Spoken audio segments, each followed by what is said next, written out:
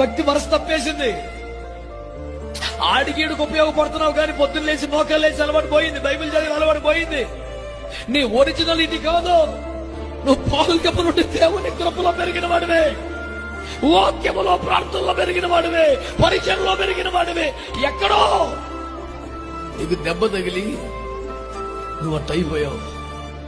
నువ్వు ఉద్దేశపూర్వకంగా చెడిపోయినడివి, భక్తిహీనుడివి, బలహీనుడివి కాదని నీ మనసు ఎరిగిన దేవుడు ఆహారము నుండి లాజరును ప్రేమించినట్లుగా నిన్ను ప్రేమిస్తూనే ఉన్నాడు. నీ కోసం వచ్చాడు. యేసు నిన్ను చూడాలని కోరుకుంటున్నాడు, నిన్ను బయటికి రప్పించాలని ఆశపడుతున్నాడు. యేసు ప్రేమను ఏది ఆపలేదు. యేసు ప్రేమను నీ అవిశ్వాసం ఆపలేకపోయింది. యేసు ప్రేమను నీ వ్యతిరేకమైన వాదాలు ఆపలేకపోయింది. యేసు ప్రేమను నీ కోపం ఆపలేకపోయింది. యేసు ప్రేమను నీ అపనమ్మకం ఆపలేకపోయింది. ఇన్ని దాటుకొని ఈ రాత్రి నీ దేవుడికి వస్తున్నాడు. దేవుడు నీ కుటుంబంలోకి వస్తున్నాడు, నీ సంఘములోకి వస్తున్నాడు, నీ పరిచయంలోకి వస్తున్నాడు. ఇది జరగదనుకున్నావు, ఇది క్లోజ్ అయిపోయిందనుకున్నావు.